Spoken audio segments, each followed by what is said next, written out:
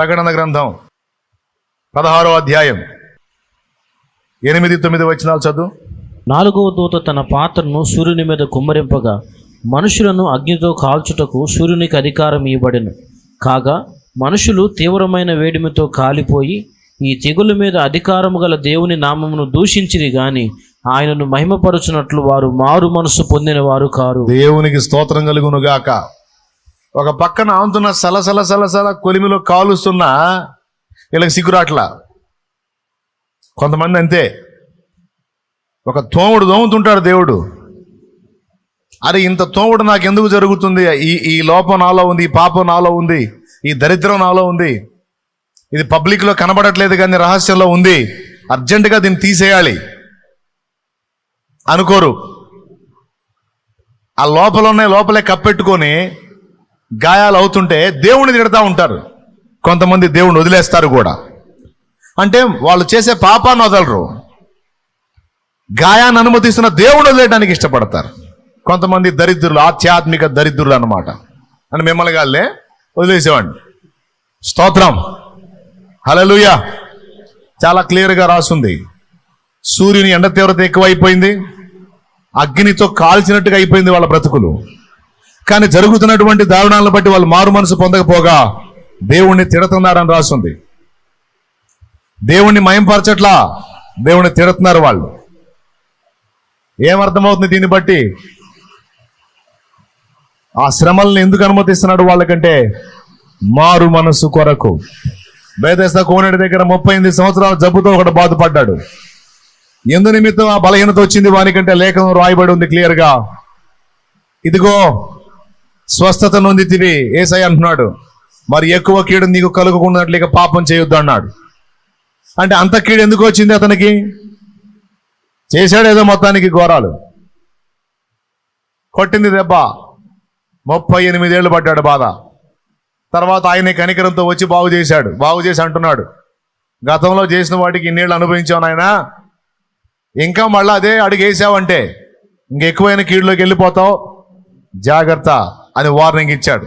క్లియర్గా రాస్తుంది ఆ మాట లేఖనంలో. యోహాను సువార్త 5. మ్యాటర్ మొత్తం చదువుకోవచ్చు. దీని అంతటిని బట్టి ఏమర్థమవుతుంది? మనలో నుండి ఐగుప్తును వెళ్ళగొట్టి పరిపూర్ణమైన మారు మనసులోకి మనల్ని నడిపించడానికి దేవుడు కొంచెం సుదీర్ఘకాలమే ఓర్చుకుంటున్నాడు.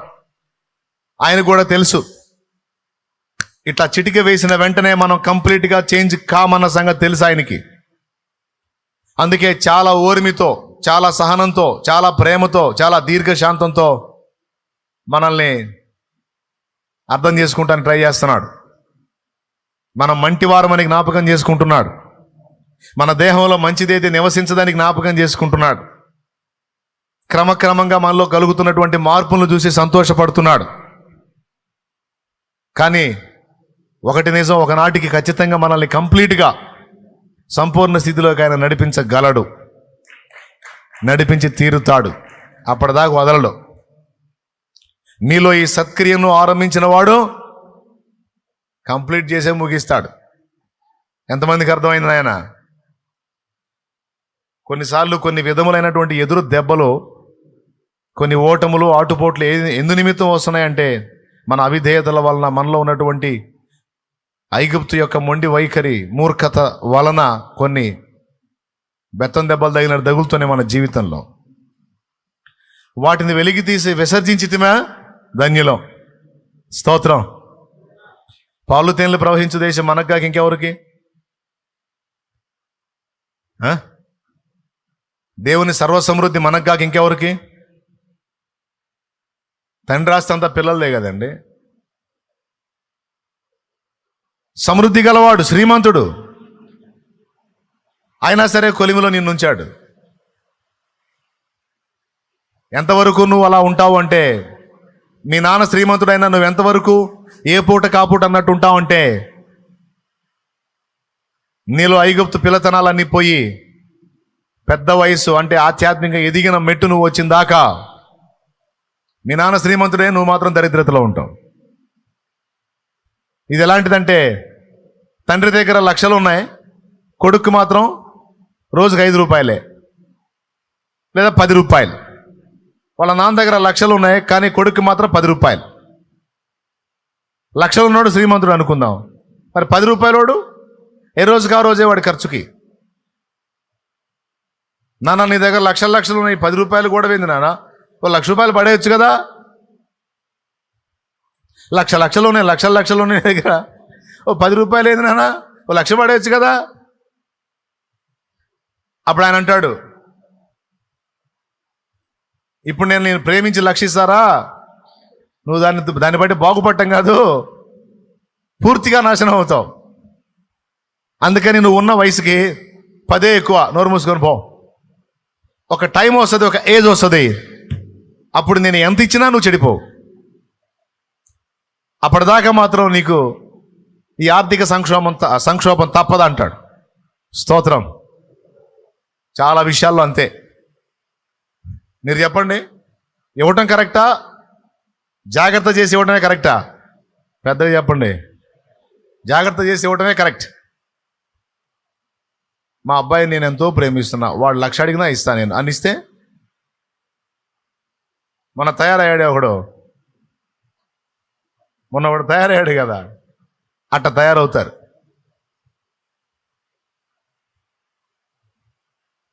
దేవుడు ప్రేమ గల తండ్రి, కనికరం గల తండ్రి, అంతేకాదు బాధ్యత గల తండ్రి.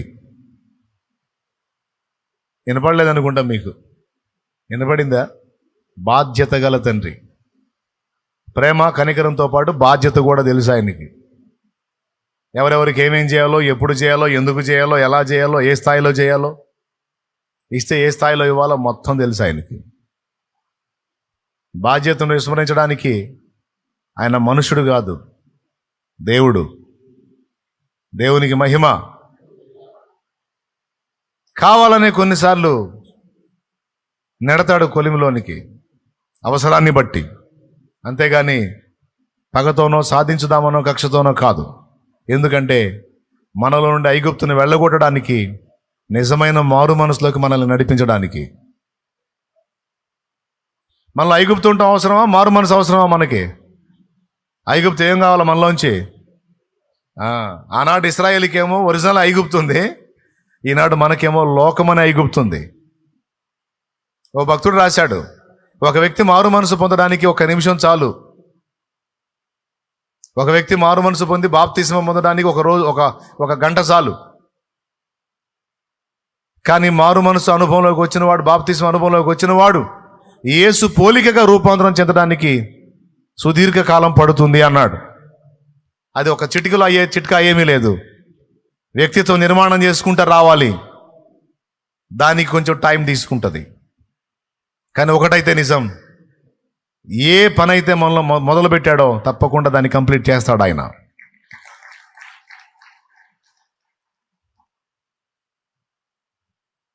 కాబట్టి ఇది కీలకమైన విషయం. సాధ్యమైనంత వరకు మన దగ్గర దోషాలు లేకుండా జాగ్రత్త పడాలి, శపితమైనవి లేకుండా జాగ్రత్త పడాలి, మన క్రియల్లో లోపాలు లేకుండా దిద్దుకొని ఎప్పటికప్పుడు మెలకుగా ఉండాలి. దేవునికి మహిమ.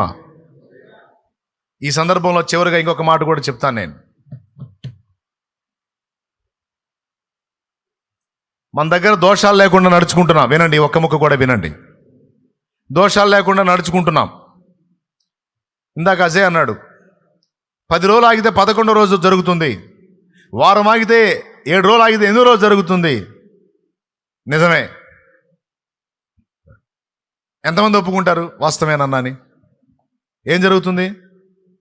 వ్యభిచార పాపం జరుగుతుందా? దొంగతన పాపం జరుగుతుందా?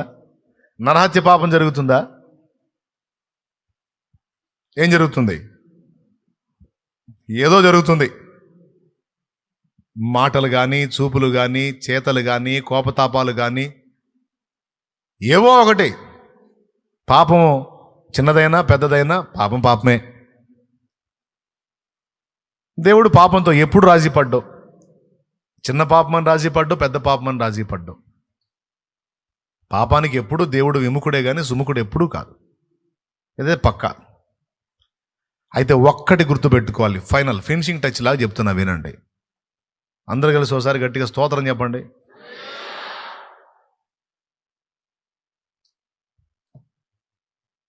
ఒకసారి మన నుండి ఒక తప్పిదం జరిగినప్పుడు దాని విషయమై దేవుని క్షమాపణ వేడుకుని, దేవుని కృపను వేడుకుని, ఆయన రక్తాన్ని ఆశ్రయించి దేవునితో తిరిగి సమాధాన పడిన తర్వాత శత్రువు మళ్ళా దాని విషయమైనటువంటి భయాన్ని నాలోకి తీసుకొచ్చి పెడతాడు.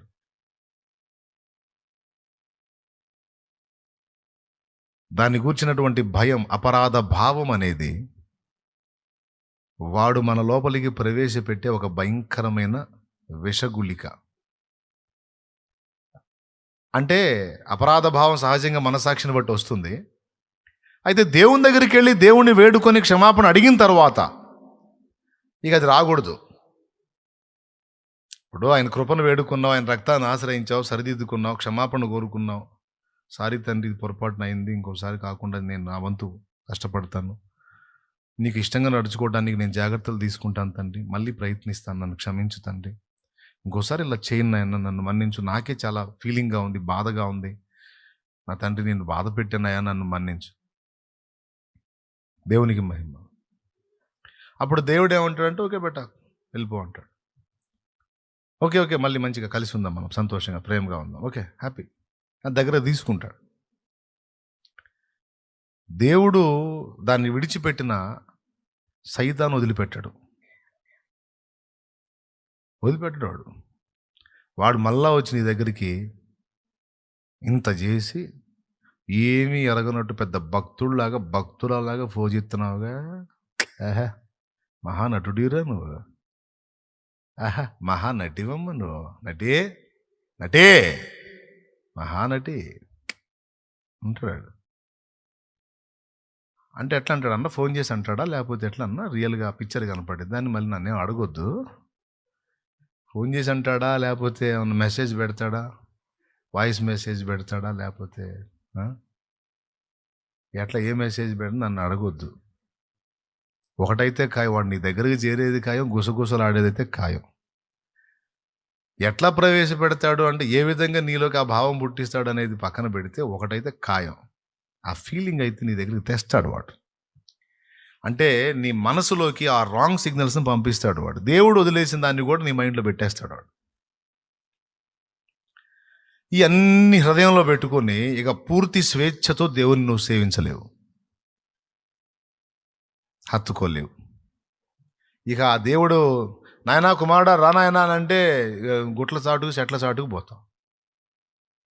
ఎందుకురా గుట్ల చాటుకు పోయావు అంటాడు. నేను నీ స్వరం విని భయపడే దాగుకుంటుని అంటాడు. ఎందుకు భయపడ్డావురా నువ్వు అంటాడు.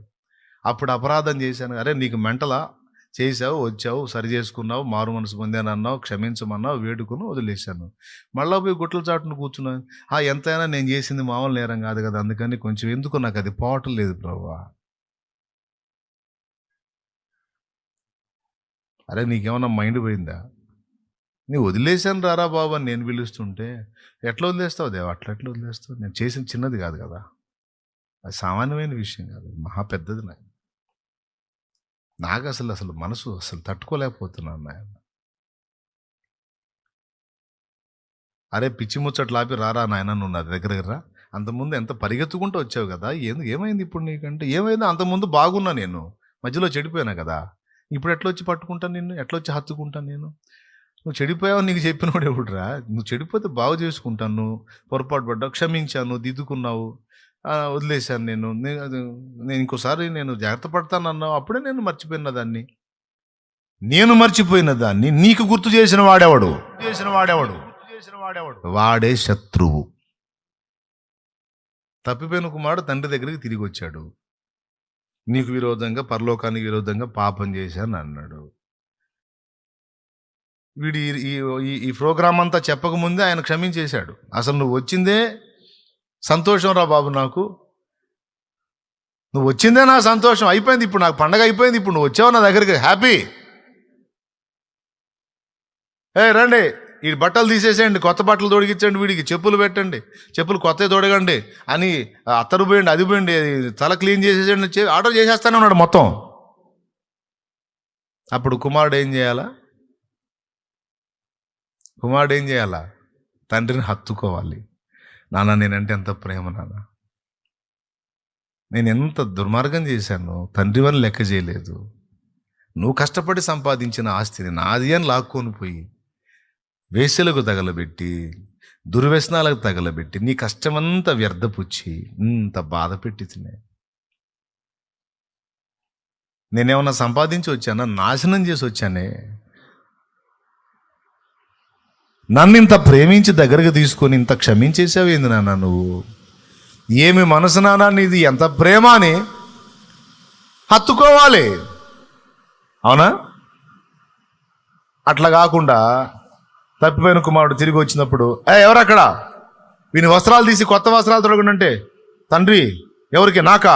నా అంత నీచుడు లేడు, నాకు ఇయే కరెక్ట్, నాకు అవి వద్దు అన్నా అనుకో, ఊరుకో పిచ్చోడా, ఏం కాదు, తీయండి. నేను క్షమించారా నిన్ను? ఎవడరా నిన్ను? నేను క్షమిస్తే న్యాయాధిపతిని నేను, క్షమించేవాడిని నేను, శిక్షించేవాడిని నేను. శిక్షించే నేనే ఓ అన్నానంటే ఇంకెవడరా నిన్ను శిక్షించేది? చల్ వేసుకో కొత్త బట్టలు వేసుకో. నీకు తెలియదు డాడీ, నీకు తెలియదు, నేను వేసుకోకూడదు అసలు, నాకు అసలు నేను అన్ఫిట్ అంటే ఆయన ఏమంటాడు? ఏమంటాడండి? నోరు మీద వేసుకో. లేదు వేసుకోవడానికి తగను నేను. ఉంగరం పెట్టుకో. ఉంగరం వస్త్రాలకే యోగ్యండి కాబట్టి ఇంకా ఉంగరమా మళ్ళీ? వద్దు.